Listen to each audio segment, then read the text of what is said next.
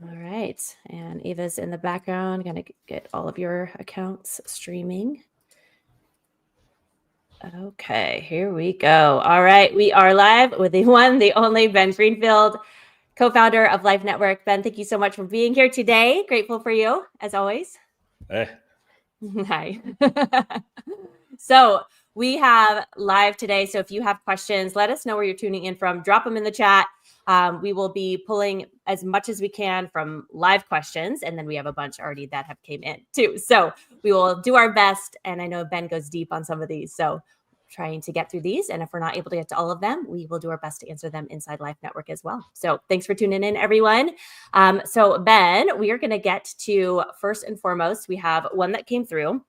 So Lumati Life products. So this person needs to cleanse my 7-year-old son or 7-year-old from, I don't know if it's a son, from a series of painkillers administered and laxatives in the hospital for 5 days. Are these products safe on kids? And what clean products used to detox? Much appreciated. I don't know if Lumati Life is the same Lumati Life as the company I've worked with before in San Diego, who does things like hydrogen baths, red light therapy, more of like a mitochondrial optimization type of approach, which, typically if you're looking at something like painkillers, antibiotics, pharmaceuticals, etc., the number one thing you want to look at are liver detox pathways. And the thing to think about with kids is that a lot of the herbs that are used to support liver detox pathways are not safety tested in children. I mean, for example, I just read a great book called Between a Shot and a Hard Place by Dr. Joel Warsh, in which he talks about potentially mitigating some of the effects of vaccines on children or vaccine adjuvants or fillers on children by looking at things like, milk thistle extract, N-acetylcysteine, some of these things that support liver detox pathways. It's just as tough to say for a 7-year-old, the long-term safety data. I would say if it were my kids and my kids they had taken some form of a pharmaceutical or something that I knew they needed to be detoxed from, maybe they just spent, I don't know, an hour trying to board an airplane and we're stuck in the jet bridge, just sucking in jet fuel for an hour. There's all sorts of times when our precious kids get exposed and we get exposed to toxins and pollutants. I think the safest would be a glutathione.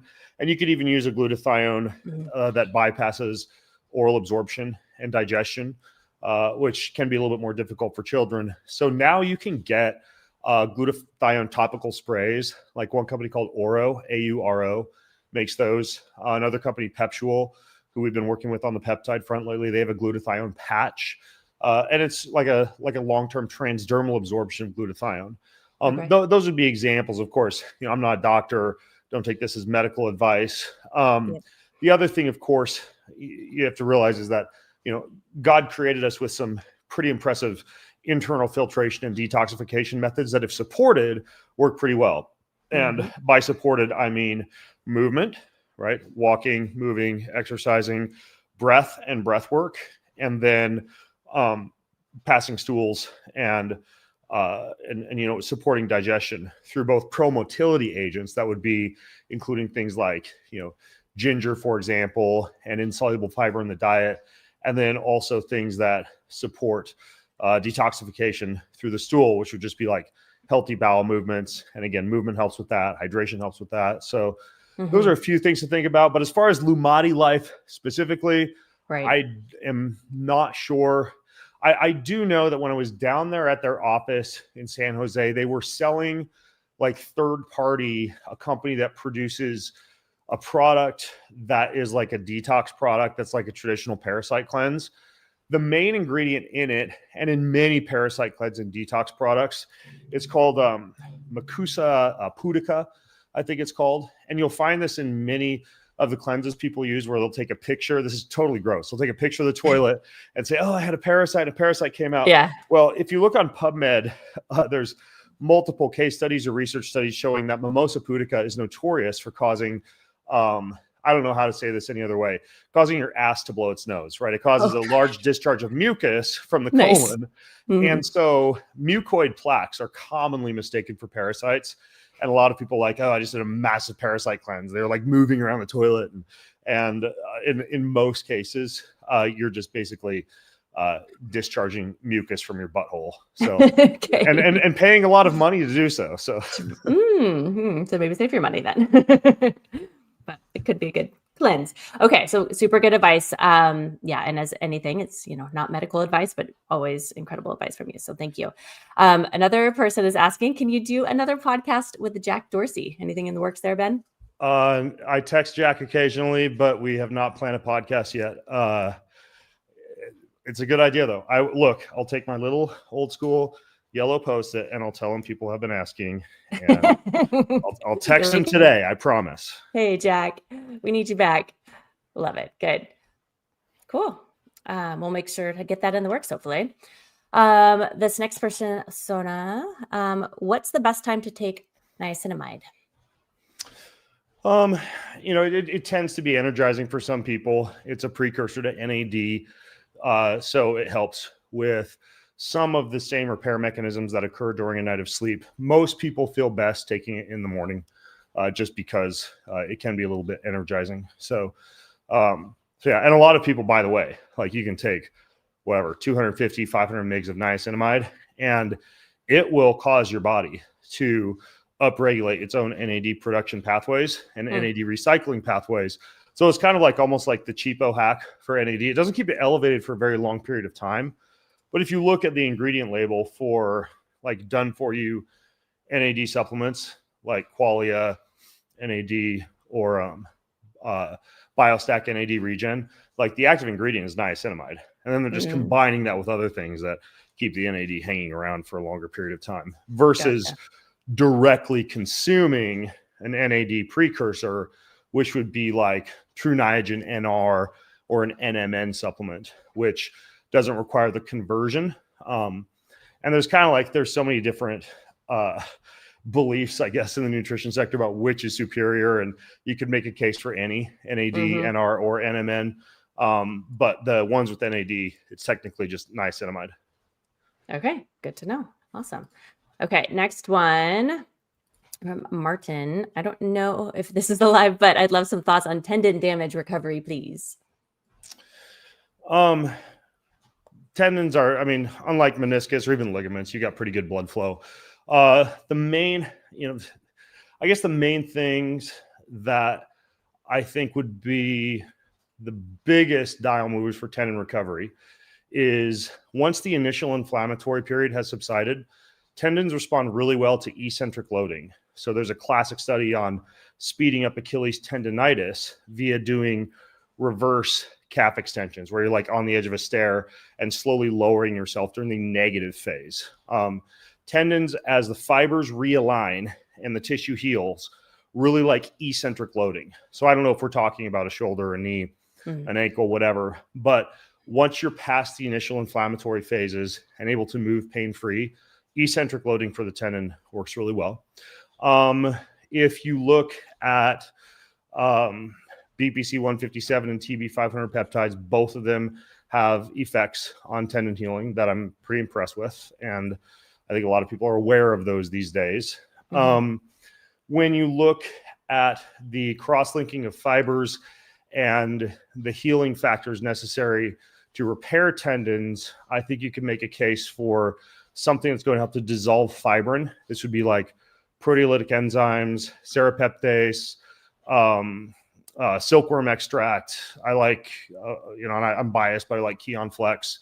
Yep. A lot of my athletes, friends, et cetera, will do 3 of those in the morning on an empty stomach, 3 in the evening on an empty stomach. On an empty stomach, because a lot of these enzymes that help with soreness and healing will just work on the food in your stomach if you take them with food in your stomach. So separate them by about 2 hours from a meal. And then probably the most useful thing I do for injuries or for my friends' injuries when we need to heal stuff up fast is kind of like a 1-2-3 combo. And I think about it like this. The first thing you want to do is transdermal administration of something that is going to assist with healing, blood flow, or relaxing a cramped or spasm muscle.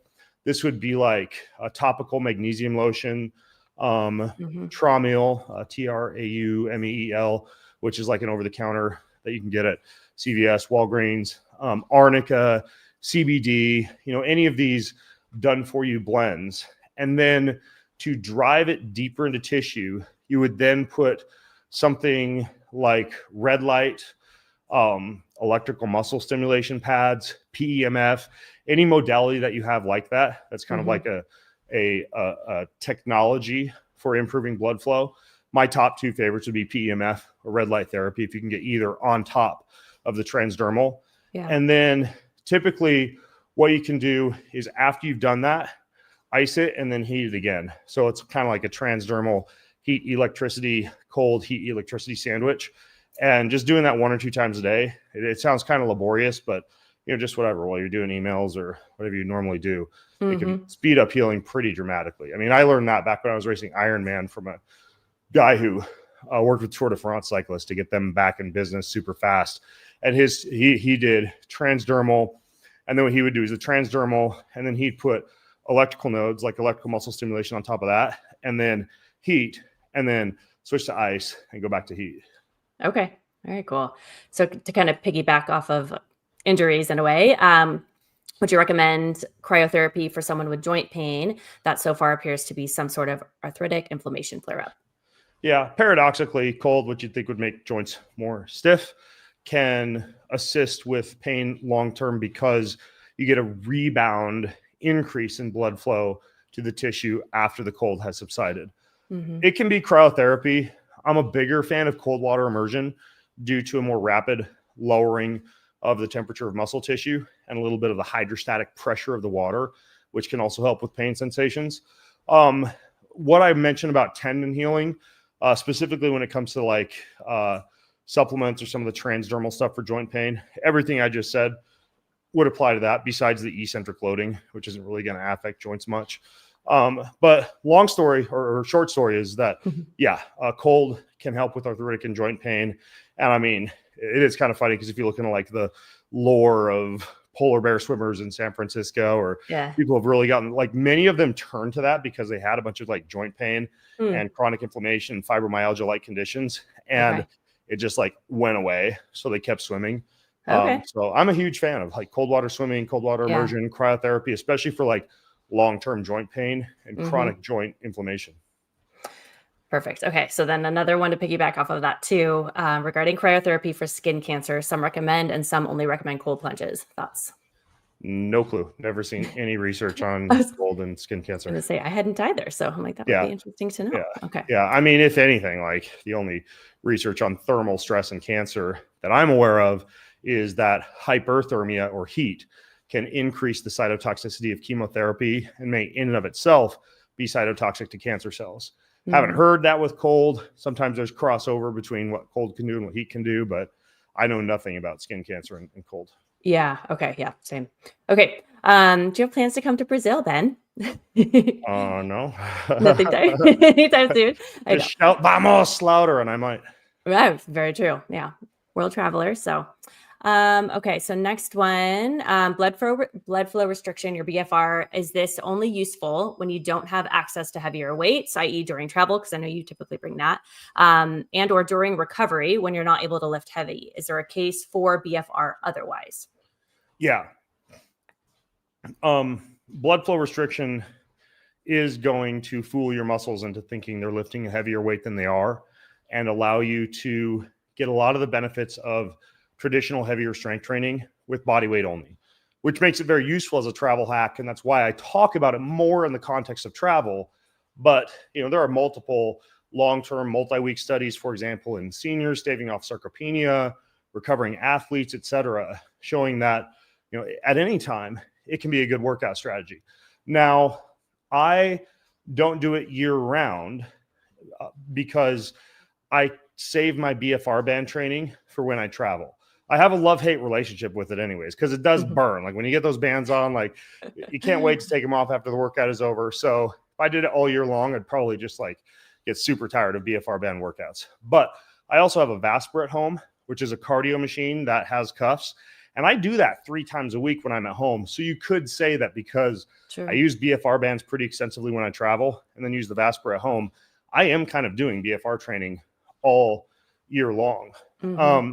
But But I would say the best cases for it would be travel, like this person asked, and then also just if you're not able to lift heavy, don't have access to heavy weights, or if you are rehabbing a joint, right? Like if I'm rehabbing, let's say a torn MCL, and I can't do heavy back squats, I can put on the BFR bands, rep out a 30, 20, 10 set with the BFR bands on and simulate, the same type of loading as I'd get with a barbell squat and strengthen the muscle considerably faster than I would without the BFR bands.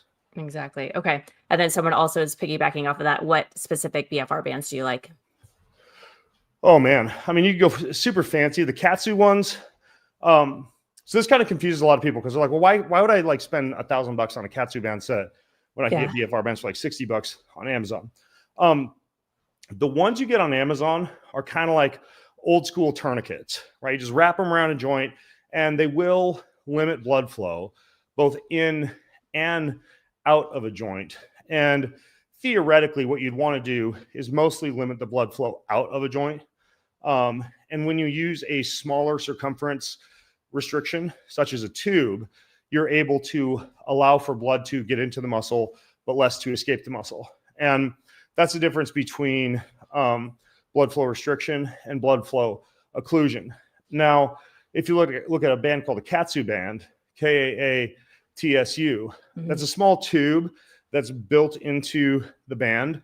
And then typically the tube is attached to a control unit that allows you to adjust very precise millimeters of mercury, the amount of pressure that you have built up in the tube. So if you're going for like the most scientific, science-backed way to do occlusion training, which is kind of incorrectly often called BFR or blood flow restriction training, but the two are slightly different, you'd spend the money and go for Katsu bands. If you're just like, I don't care, I just want the 80-20 approach, I don't want to spend $1,000, you could still get pretty good effects with just the BFR bands that you wrap around your arms and your legs. So, yeah, I mean, you could use one or the other. I have both. My only complaint about the Katsu bands is it just takes longer to set them up and get the little digital controller going and remember to charge it and everything that goes into that. And sometimes I just go cheapo and quick, but that's kind of the difference between the two. And easier to travel with the bands too. There's not a big difference in the amount of space that the bands versus the Katsu take, because the Katsu controller is like that big, like smaller than a cell phone. So and they even have one version called the B1. Katsu does that. You use your phone as the app to control it, which makes it even easier. Awesome. Very cool. Awesome. Okay, next one. Does metformin help with weight loss from what you've seen? Well, if your weight gain or your weight is related to insulin insensitivity and blood glucose fluctuations, which is often the case. I mean, probably Ben Bickman is the most current up-to-date public health educator on the link between insulin and fat loss. And Jason Fung also has great work on this. Then anything that controls blood glucose and glycemic variability would assist with weight loss. Metformin is the big guns. I think that before turning to it, you could look into more natural options like berberine, dihydroberberine, bitter melon, apple cider vinegar, Ceylon cinnamon. I mean, there's so many blood glucose sensitizing agents or glucose disposal agents that you could use along with just like controlling your starch and sugar intake. Metformin is highly effective at lowering postprandial blood glucose. It can also impair mitochondrial proliferation and biogenesis, cause some gut distress, and impair strength gains and muscle gains from weight training when used in traditional dosages. So there are some downsides. I also think that now that we live in an era where you can microdose with GLP agonists or other GLP-like peptides, I think, and this is from both personal experience and looking at the research, they do a really good job controlling blood glucose also. In moderate or microdoses, I would say, you don't run into the same type of gut issues that people often do with metformin. So there's another advantage. Like if I wanted to restore, and again, I'm not a doctor, this is not medical advice, but if I wanted to restore insulin sensitivity, reduce glycemic variability, control blood glucose as much as possible, my strategy would be a relatively low carb, somewhat ketogenic diet, including the inclusion of ketones and MCT oil and coconut oil. I would be on a microdose, like a Monday, Wednesday, Friday, of a good GLP agonist, like let's say like 250 micrograms of retatrutide. I would be taking something like bitter melon extract or dihydroberberine before any meal that contained appreciable amounts of carbohydrate or protein, like before lunch and dinner.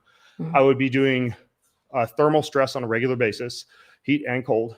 I would be lifting weights because that will serve as a metabolic sink for glucose, and prioritizing high intensity interval training over cardio due to the favorable metabolic effects. And you can make a case, and there are even books about this. Jason Fung, who I mentioned earlier, has a great book called The Diabetes Code. There's another book called How to Reverse Type 2 Diabetes Naturally. I know we're not necessarily talking about diabetes right now. We're talking about weight loss, but we're talking about weight loss related to blood glucose control. If I had type 2 diabetes, and again, I'm not a doctor, this is not medical advice, I would do all of those things I just listed.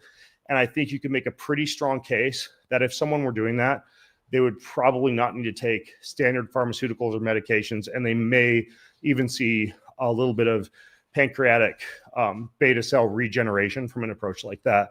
Thus, if I want to be cautious using this word, but thus curing type 2 diabetes.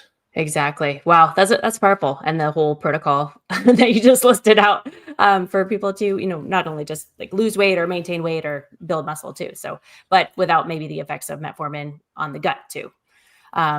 Someone is asking though about metformin again. How important is thymus regeneration to you? Have you tried the HGH metformin protocol?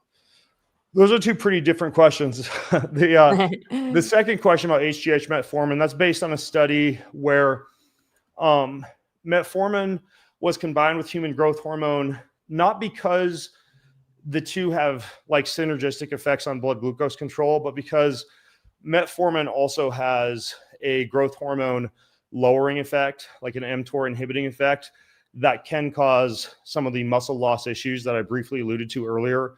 And co-administration of growth hormone is something that was used in that study to stave off some of those effects. I remember a tweet that I sent out when that came out, I think like 3 years ago. And I said, well, why wouldn't we instead do something like give someone, say, bitter melon extract or berberine? And then if we were concerned about any mild mTOR inhibition from that or growth hormone inhibition from that, use a natural agent like, say, colostrum, and kind of take a more natural approach to what that study was trying to achieve with pharmaceuticals, and arguably also a much less expensive approach. So, my reply to that was like, why not like do some of the, that laundry list of stuff that I just got done mentioning? And then if you were concerned about any potential anti-anabolic effects of that, take something like colostrum, for example, so you're getting some growth hormone. And then that was kind of my take on the HGH metformin protocol when I saw it come out. Right. Probably still is my take on it. And then the thymus regeneration, I think that especially as you age, there's certain things to think about as we age due to the way that aging affects certain organ systems and physiology in general, like beginning to take NAD as NAD pools decline, or NR or NMN, beginning to take digestive enzymes as pancreatic enzyme production decreases. Right. Being even more strict with strength training as sarcopenia becomes easier to set in, and bone density secondarily.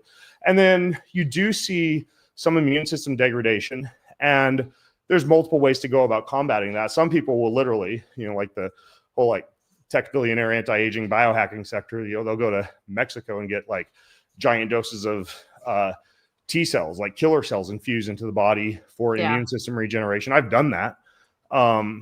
You can also use a peptide like thymosin alpha-1 for triggering the thymus gland to upregulate T cell production. I don't know if that's classified as like regeneration. I think if you take a peptide bioregulator like thymolin, that one is more associated with actual thymus regeneration. My own protocol is I have for the past 5 years done 3 killer cell infusions, which I will probably continue to do on about an every year to every 2 year basis. I take thymosin alpha-1 anytime I'm doing hefty bouts of travel to assist with the immune system. And then I take a dose of thymolin for about 10 days once a year. And I have a pretty good kind of like immune system restoration / regeneration protocol like that spelled out in one of the latter chapters of Boundless, the chapter focused on longevity. And then there's some in the, I think the immune system chapter is titled something silly like Never Get Sick, but that also has some information like that in there. For sure. And make sure to get the updated Boundless version that was just released this year. So with all your updated protocols. So also a question then about peptides, as always, could I use tesamorelin and BPC 157 for bodybuilding? I mean, for bodybuilding specifically, a lot of people don't use BPC 157 every day because, I don't, just because I'll typically only use it if I have an injury. Mm-hmm. However, it is angiogenic, which is actually controversial for some people because some people think it may have pro-carcinogenic effects by introducing so much vascularity that you could theoretically deliver blood to cancer cells. I haven't seen any evidence of that. If I had cancer, I wouldn't use BPC 157. But if you look at angiogenesis and vascularity, that's something that you are judged on in a bodybuilding show.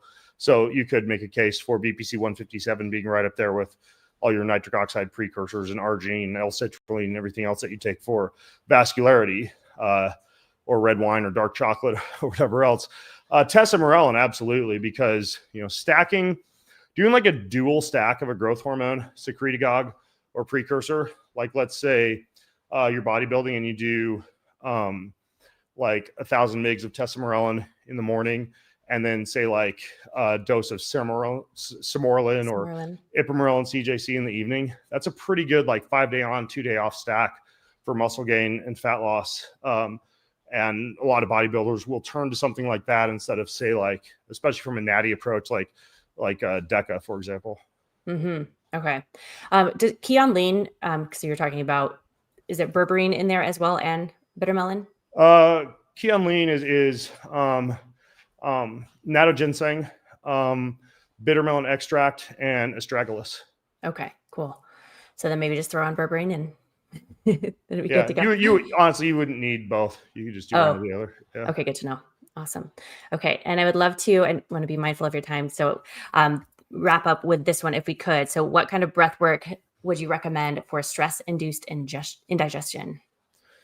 The simplest way I can explain it is if you look at the pacemaker cells of the heart and how they respond to the vagus nerve, the breathing in through the right nostril and or long exhalations tend to trigger more of that parasympathetic branch. So either single nostril breathing through the right nostril or inhale or exhales that are twice as long as your inhales would be two forms of breath work that would be more parasympathetic. So for example, stress-induced indigestion before, during, and after meal, 1 to 2 minutes of a 4 count in, 8 count out, or alternate nostril or right nostril only breathing. Those would probably be the two best. Yeah. And you have some of your breath work on Breath Source as well, which we have inside Life Network. So they can check out some of the videos on there too. You have some of those on there too. We had we had William Travis, the founder, on that. So he has some good videos that people can tune in for that. Okay. And then quick, where do you get your meat? Multiple sources. Right now, Monzo. That's where I bought my whole cow for Piedmontese beef. Manzo. I've got a couple podcasts with them. US Wellness Meats. For fish, Seatopia. And then typically I'll put 1 to 2 whitetail deer or turkey in the freezer just from hunting. And hopefully this year an elk. So here and there and everywhere. Yeah, good. I love it. Yeah. Well, thank you so much, Ben. Always amazing job. And we will make sure, because we had a lot of questions still come in. We will add those to Ben does solo sodes himself just to dive through some questions as well. And we will bring some of these back up if we weren't able to get to them today, or just hop in Life Network too. And we'd be able to help you out inside there. So thank you, Ben. Cool. Thanks to everybody for tuning in. Thanks, everybody. See you around. Okay. Later. Bye.